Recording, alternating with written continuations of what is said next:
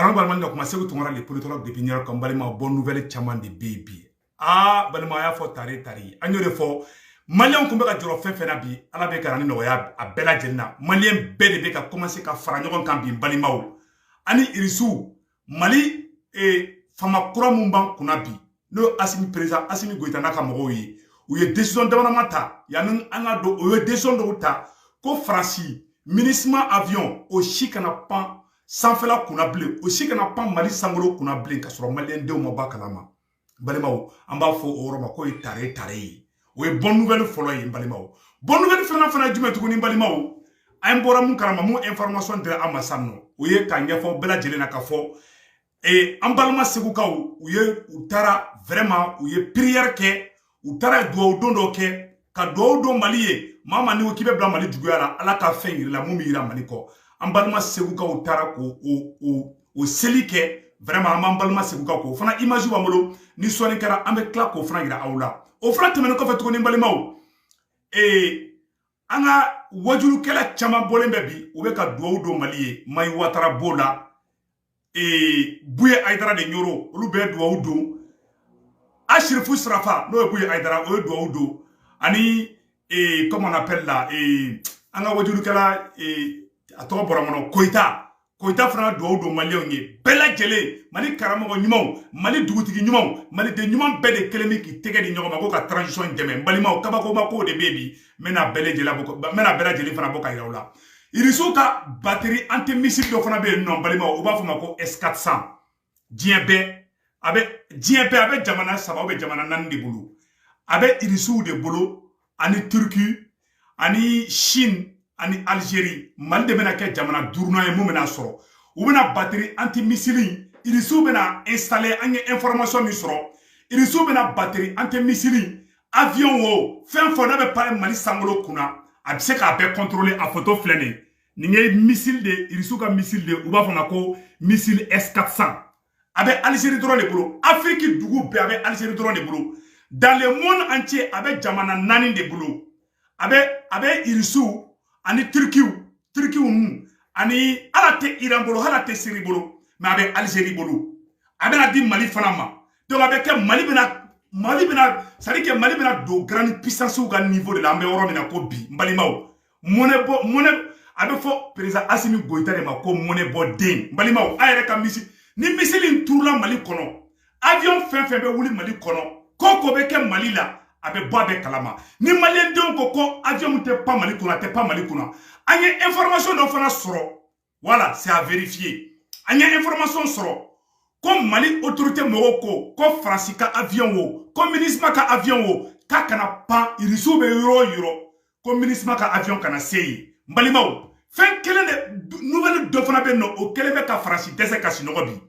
o kelen bɛ ka force Modoski ko Takuba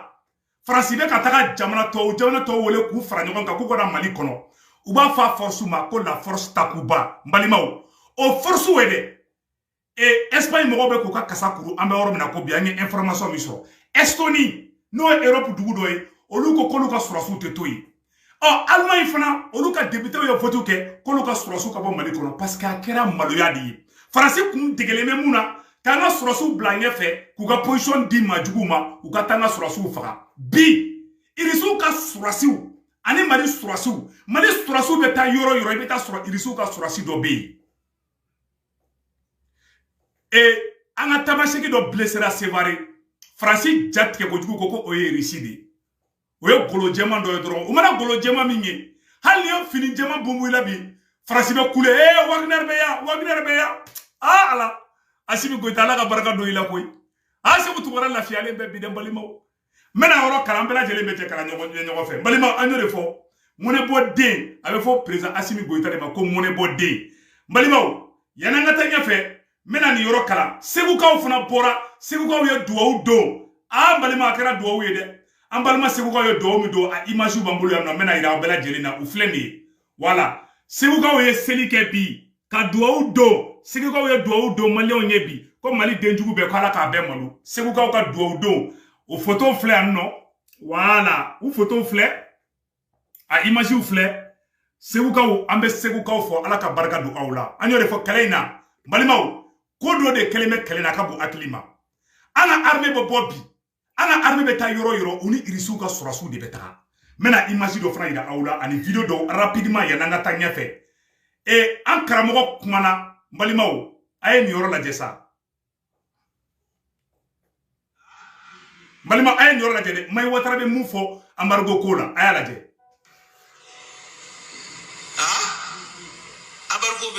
embargo be fe mu ngamu do embargo be fe mu ngere amu do ko fanda wele sendo fe mu nakako fanda ka sira fiti embargo la ele be sansi sana mara parce que moto bi bolo mobile ke min ba se la mo ko to lo ele ku bena banki datugo kabe mi wulula amamu mbla banki la okasrato la ba do ni ri kuma fo ko kunfin kuma odi do ita kala ma nu ya keta sia o de che dokera ni kuma na ko ni de datugo ko fola ya ndala ko dokera aka ni sida ka frontier be datugo ibe frontier datugo jamana do do ni te ka ba ko datugo la shite frontier datugo ma ni alachi ba furan ambargo te bin balika fale ati nyo balika fale ate furaji jija ate foije dokera ha nyo la srai garbu ye dokera la parce que ma flaté ma min foka koro kele ba la srai femu e an mena ka ambugu ka an fofu no fe o we mula anga mana ko de jaba ko ni norla mala sangeli na ma fenye ye ko fara la sanda ate foiche we sangili sambi woro ambe to bu no fe choro mi fle u demsema de kala na andama kala ma u demsema de kala na to bu bulu kam u demsema u baraka u kunshie to bu fuka nu sije ko halsa an gode kuna ko halsa kuna ma o mada kilinge patika kefe weche atlani mada na nyama soro che muruti ko fana laje wala kuma be fle abe fonna mako gere wulu billahi ne yere wulu dindi anu le fo yeno depuis ala kan dama kuma may watara fe me billahi ne yere wulu de ne horon dafalindi may watara horondi ala ay horonya kuma de fo ay ala ta fo ay kira ta fo bete ni fo faso den jugu o date magani kuma la ay ala de ta fo aben ala che ay ala de ta fo may watara ala de ta fo ta aben ala che domo do bonasra ni francité ambesa may watara ma fo bela jelinyana e sandula manger la sramunya ayan kisi kana also kemeshiginte fermewa ayan kisi kana dugute chiwa franci nyesranya franci kamogo la jatke ku bu jaka ni bangu fermela ni embargo kera ambesa che ambe embargo ere kono deja kui malion mo shi kana na au jaka na uja ka malita ka blau pochila ambe ala de bulu dipama ambe depuis embargo tankan deja embargo de bora anka président Assimi kuma téléphone aya akili to la de Assimi ko ale be fe ka malion ka hake de duma ube kale kele la ne segu tumare kuma mene kashira de nyeti de bora ano ala che horon denga ka fo kibe bla Assimi contre la bi afle may watara ya befo ay no bo kuma na pew awa kuma be de flonya koroko malion amena sigi kuma to kanga kuma to la me malimaw anyo de fo mali kura mun joli ko kuma fora o de be kan na sisa no may watara ni fo awa ameni fora na tuguni malimaw mali autorité mogo ko ministre ka avion si kana pa mali kuna blen ka soro musara mali autorité mogo la awa shogel may ga fratara village la an karamo ashrifu srafa nyoro o fana ko ni mogo ko kite transition fa kale tita flene buye ay dara be ka kuma ya so au fe au bese ka ko gena ayaki au bese ka foi gena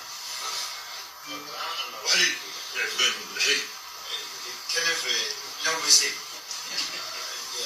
يا كرو كيسي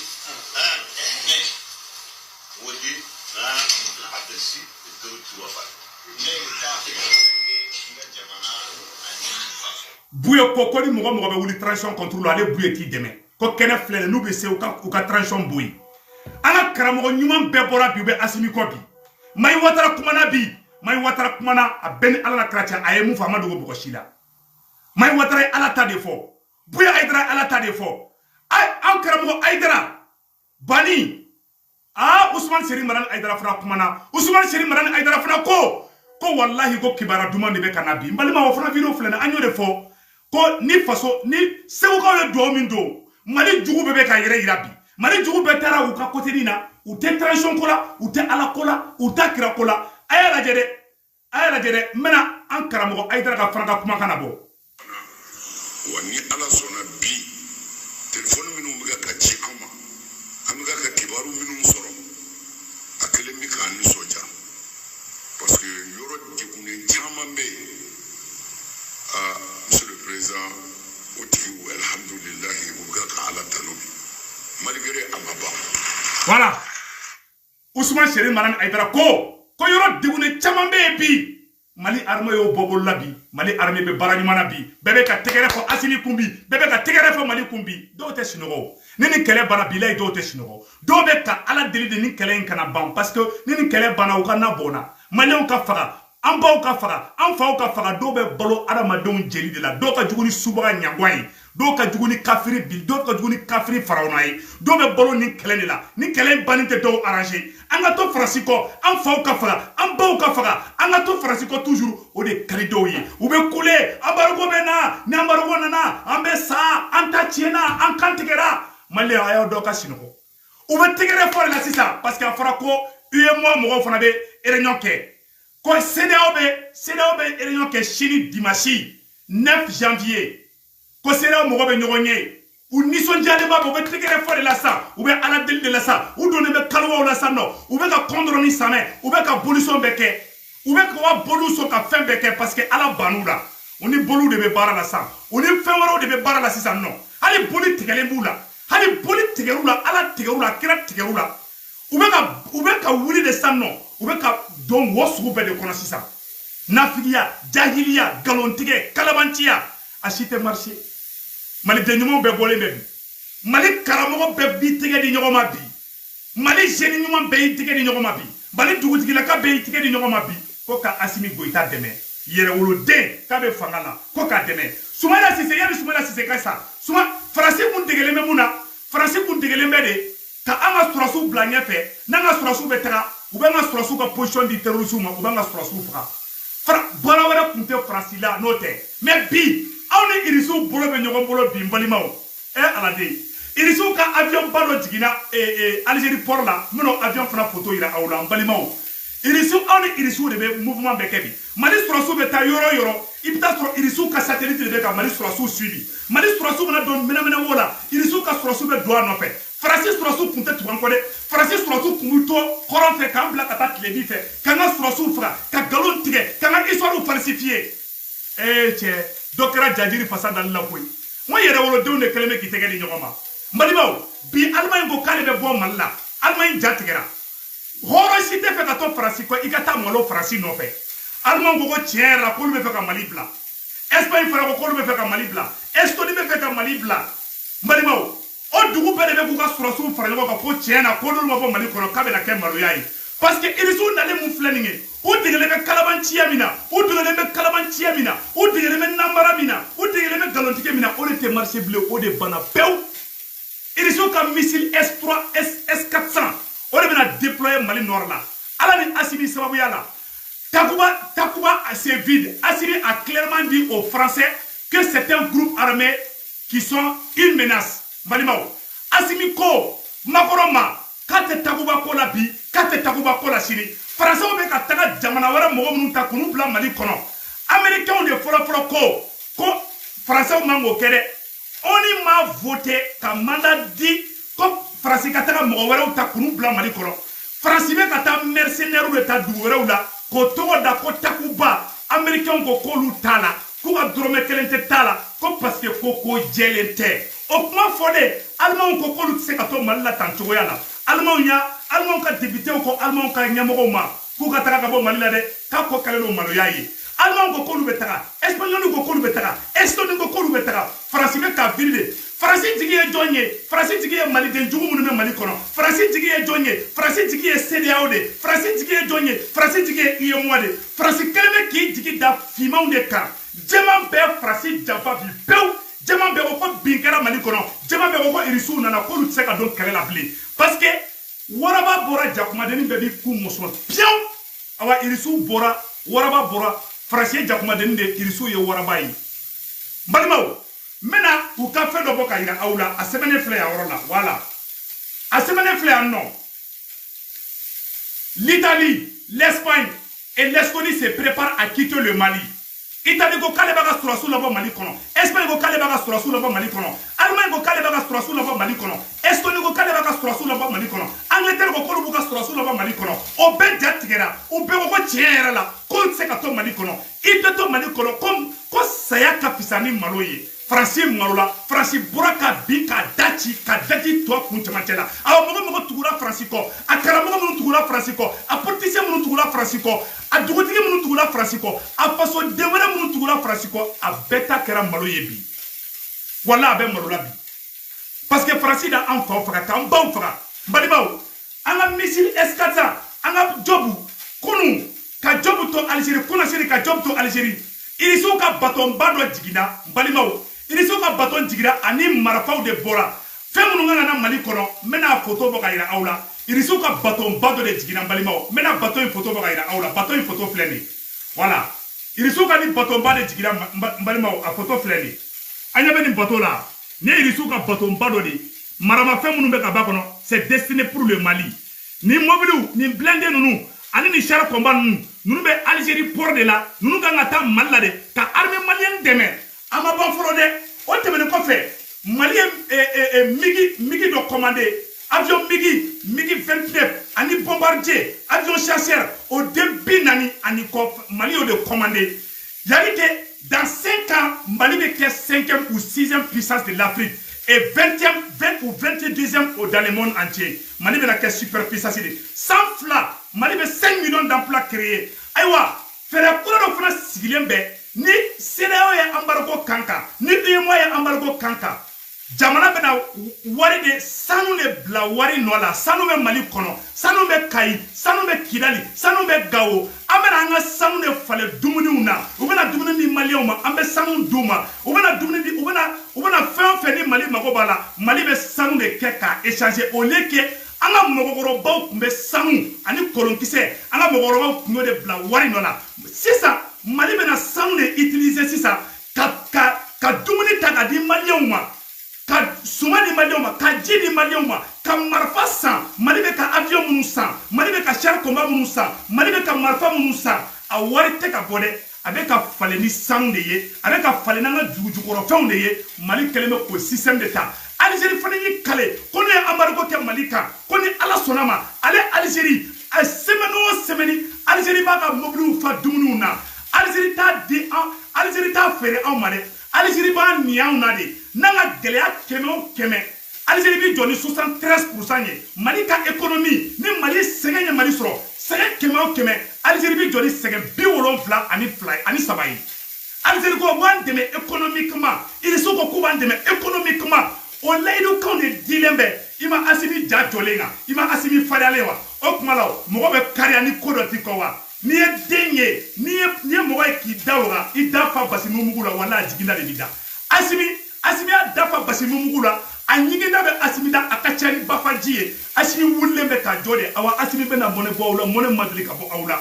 femena ke Mali kono Afrique be amatu diga ke dugumina u ka misili be nu ba fama ko S400 o fana be Mali fana frontière la o misilu o jigilime Mali kono min balimaw mena o fana photo ba ko ila awla aw ne amena je kula be nyoko fe ame Mali kura min no fe balimaw o Mali kura a flene a missile flene mena a karasan no aya la jede voilà l'Algérie possède le missile S400 qui triomphe qui est la version du système S300 malma aya la mede le système moderne le radar serait capable d'accrocher 80 cibles et de contrôler jusqu'à 160 missiles. Il possède en plus une capacité anti-missile. C'est un système anti-aérien génération 4+. Seuls 4 pays possèdent dans le monde entier. La Russie, la Chine, l'Algérie et la Turquie. Djembe, missile, ou comme missile avec Djembe Jamana Mimbolo, Balimao.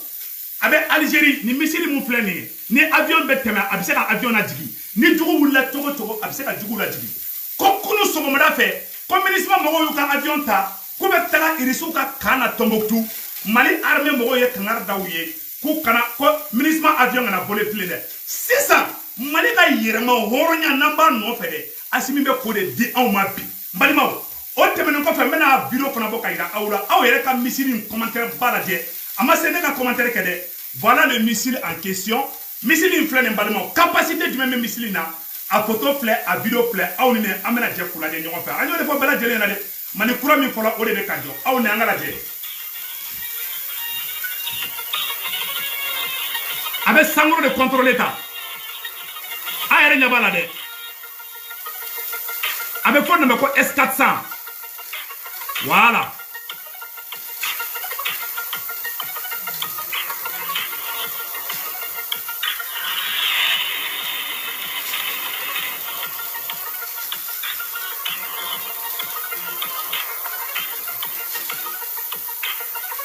an ɲɛ b'a la a bɛ ka sisi min bɔ dɛ voilà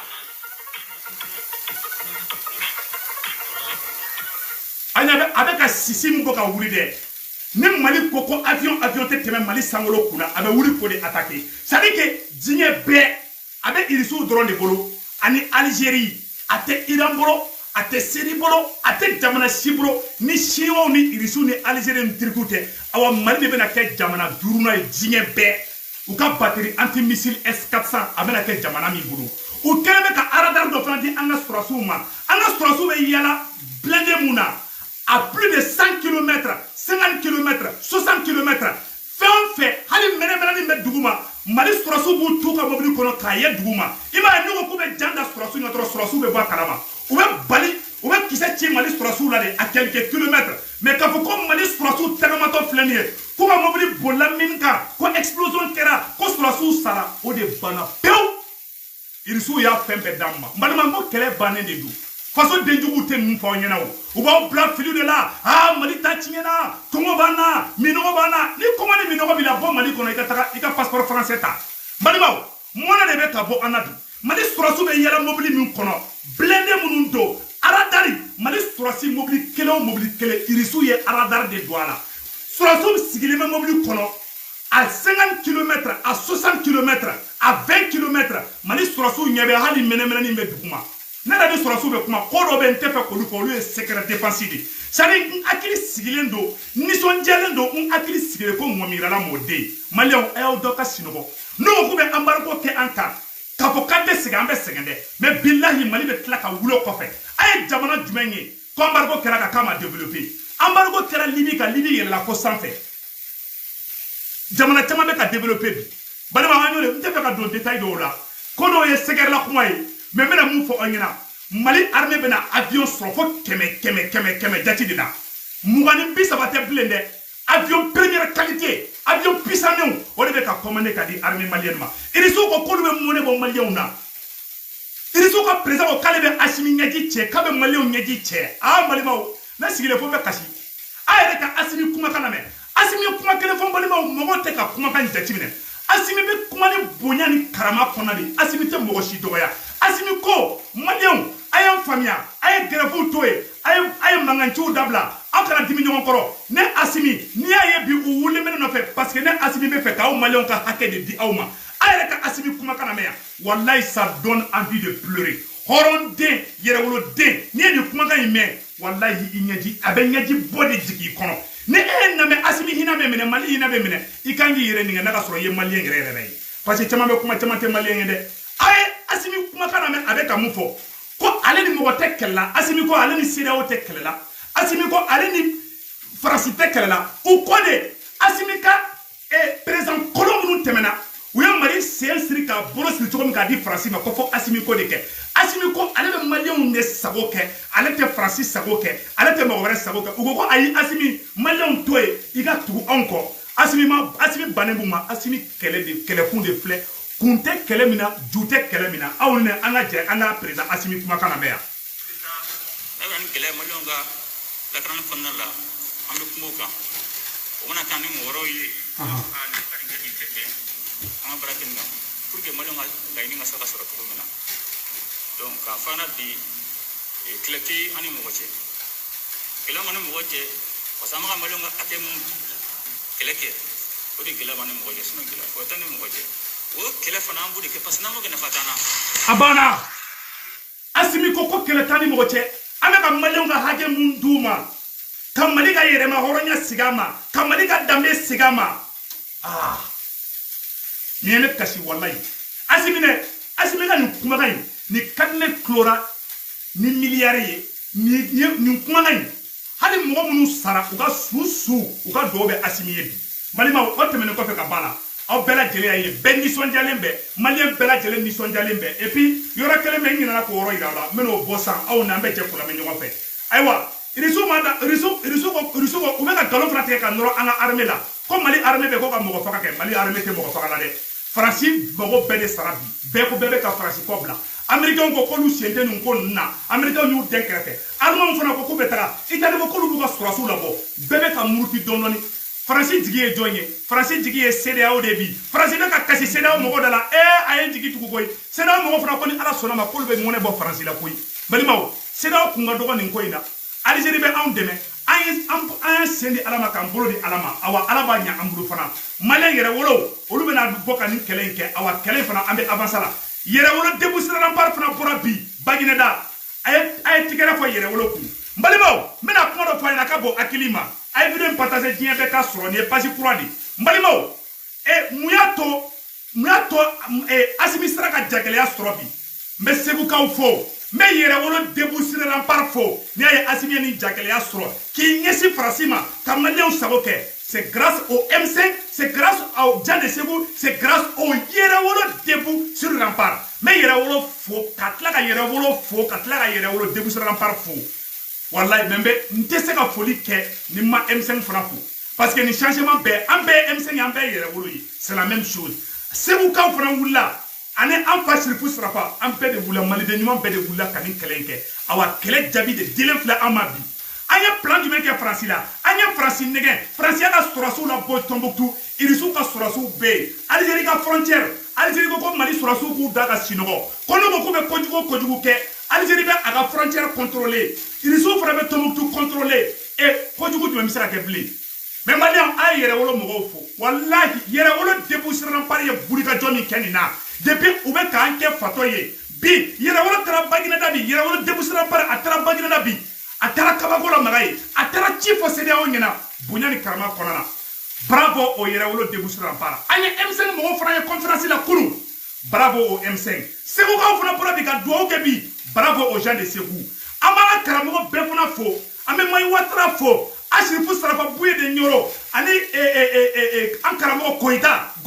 ame goita fana fo ame mali karamo ba be fo mo wula ka joni koina CEDEAO sarnabi Francis sarnabi mogo nye chilente benya be kola benya bala Mali mogo babbe mogo nyenama nko mogo nyenama ude Mali mogo nyenama be franyon ka bi ka be sa Mali ko le dabi aywa uka embargo kewo Irisu fle ni Tombouctou koy awa Irisu benana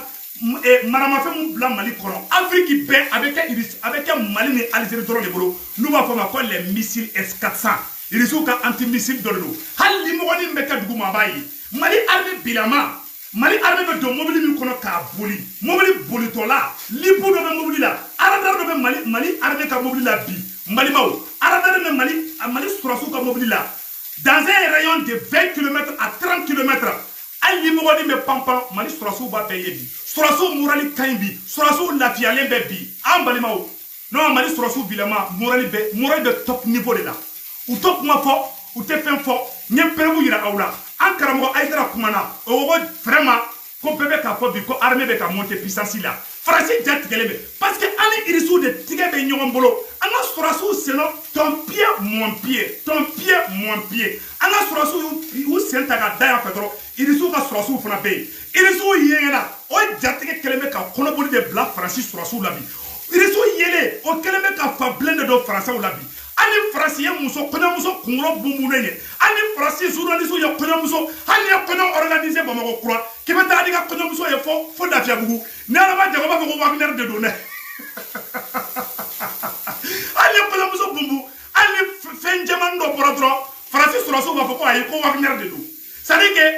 fa de donula u mago de sara u ka ko de bana France ko bana pew Mali ya ka yerma horonya soro bravo au président Assimi Choguel ko kala Maïga no Mali premier ministre ye o fana tagara miyanga bubi o ye discours baw ke bi Choguel ko anga dambe mogo anga dugutigila kaw Choguel ko kala Maïga no Mali premier ministre Mali maw premier ministre Choguel kumana akoko président Assimi ya aleti ka fo bela jelingena ka fo anga kokro anga lara koro amena sigo bedeka ayo mogo si toto ko feblene bere dabe do Maliko la ka fo ko Maliko doron ko mogo kelema fo mogo flaba fo tekede Choguel ko kala Maïga no yanga premier ministre ye akuma ba do bembolo aba aketo mena Choguel kuma kan kala Choguel be ka kuma bravo a Choguel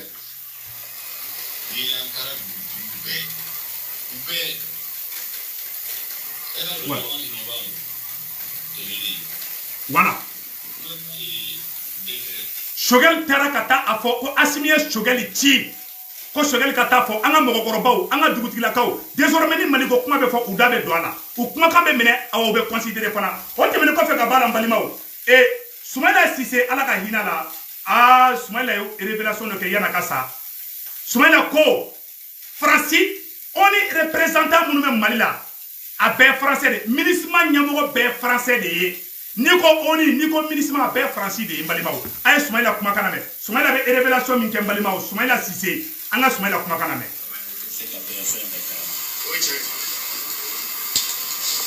Franci Franci tout demain.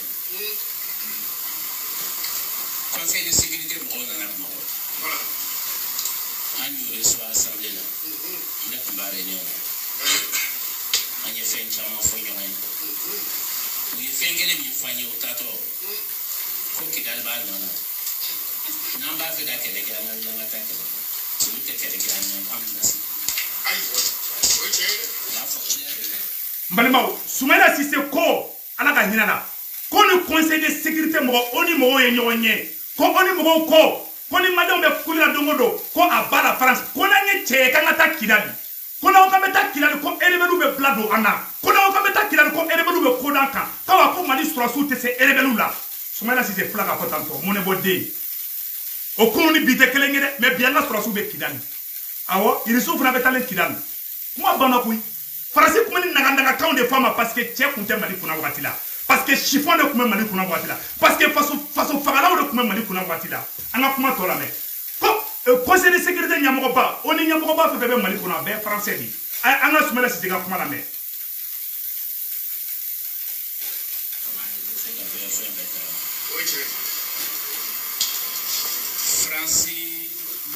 Franci tout demain.